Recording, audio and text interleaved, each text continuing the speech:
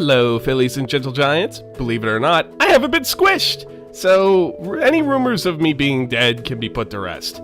No pun intended. I've been stomped on plenty of times and I'm still standing. Plus, I've been kind of busy, so I apologize for my lack of teeny tiny content. But I have for you a treat! Season 7 has come and went, and Season 8 already seems to be out. I wonder who did that! Of course, it was split into 2 parts. Of course, Equestria Girls is still shelling out its product. The fuck? They're getting a web series? And possibly best of all, we've even had a motion picture released in theaters. And it was, well, many bronies liked it, where non-bronies thought it was just okay. Well, this season's been pretty good with its content this year. Of course, there's been a couple of turds here and there, but they've managed to impress. And as a tradition for this channel, I'm going to quickly run down the premise of each episode because I have nothing better to do. I mean, what else am I gonna do? Make silly voices for the Blunderbolts? Or interview other tiny ponies in my brand new podcast?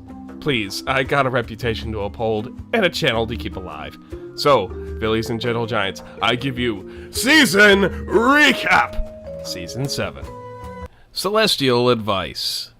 Twilight Sparkle must finally play teacher, and is having difficulty on deciding whether or not to kick Starlight Glimmer to the curb, just like her own deadbeat teacher did 7 years ago. Celestial Advice Part... Wait, what?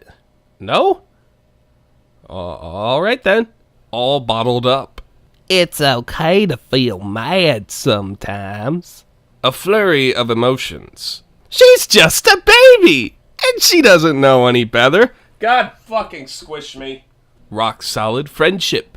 Maud wants to make new friends, but Pinkie decides to be a horrible character today and does nothing but pressure her and pester her. Moral? Don't be a Pinkie Pie. Fluttershy leads in. You're never allowed to have creative input while working for a client. If your client wants to build a giant dildo, build a giant dildo! No questions asked! Forever Filly. Ponies grow up. If you missed it while worrying about your career, tough tits. Parental Glidance. Your parents are always there to support you. Never say anything about that. Get the wheels on the bus! Way to go, Paul! Yep. Nothing at all. Hard to say anything. It's easy for me. Fairy tales belong in the storybook and they won't work in real life, says the talking horses in a land of magic and friendship. Honest Apple. If you think your friend's work looks like absolute shit, keep your mouth shut. A royal problem. Starlight Glimmer switches the cutie marks of the royal sisters and is executed at dawn without haste. Also, lots of giant ponies here. Not asking for trouble. Yeah, no one does, but guess what? You're in a lot of trouble, young man. Pinkie Pie tries to aid the Yaks once again after their fat asses cause an avalanche, but they want nothing to do with her. You know, is it me, or am I getting that vibe once again that they really aren't worth saving? Discordant Harmony. We all go a little mad sometimes. The Perfect Pear. Seasons change and leaves may fall, but I'll be with you through them all. And rain or shine, you'll always be mine. They died.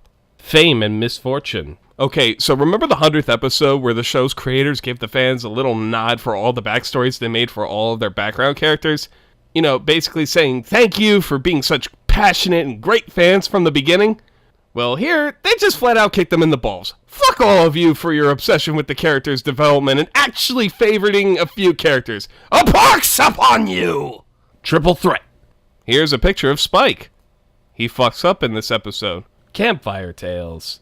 While the CMC and their sisters are trapped in a cave due to another infestation, most likely starving, we all have our versions of tall tales. Unfortunately, none of them being Paul Bunyan. To change a changeling. The Moose King's brother is being a butt munch, and they don't know whether or not to throw him out. Also, once again, Starlight's new friends make it an effort to bring up her past. Friends of the Year! Daring Done? Daring Do is having some doubts about whether or not she's doing the right thing for ponies, and... Yes! Yes! They did it! We have a macro in MLP! And it's a Sphinx, too. Oh, she's so cute! Hello, Kusu! Who's a big girl, huh? Who's a big girl? You are! Oh, fuck that. It isn't the main thing about you. Rarity loses her mane in a freak shampoo accident to the delight of some. A health of inflammation. Fluttershy nearly turns Sakura into a tree herder. And this tree here, according to the show, was a pony.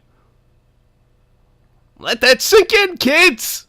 Marks and Recreation. The CMC try to open a day camp for retarded kids. Seriously, girl, get some help.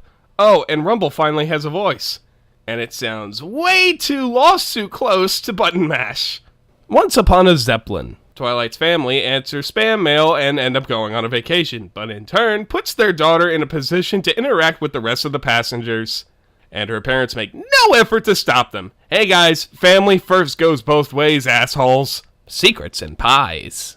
Pinkie Pie suspects Rainbow Dash is not eating her pie. Next episode, Uncommon Bond. Being the third wheel sucks. Yeah, I know how you feel.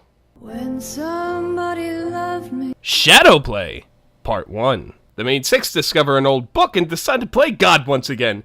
Okay, seriously, are they taking lessons from this guy?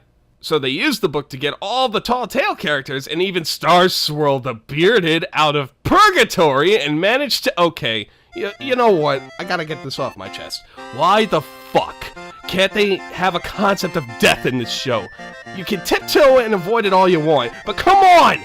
You can't be serious and say that kids can't handle the concept of death. They watch Disney all the time, and there's a lot of death in that. But in MLP, apparently everyone in this world is alive, just not around. Charity Kindheart, she moved away. Mage Meadowbrook, she disappeared. Starswell the Bearded, trapped in purgatory. The closest ones to dead are the Apple Parrots, and they don't even officially say that they're dead.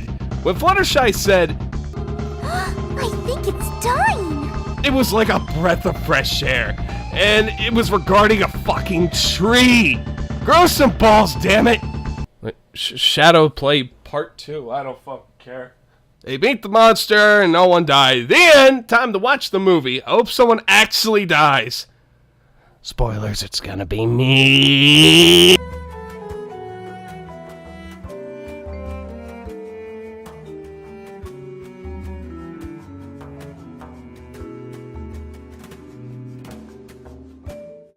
Season 7 has come and went, and Season 8 is vastly approaching some...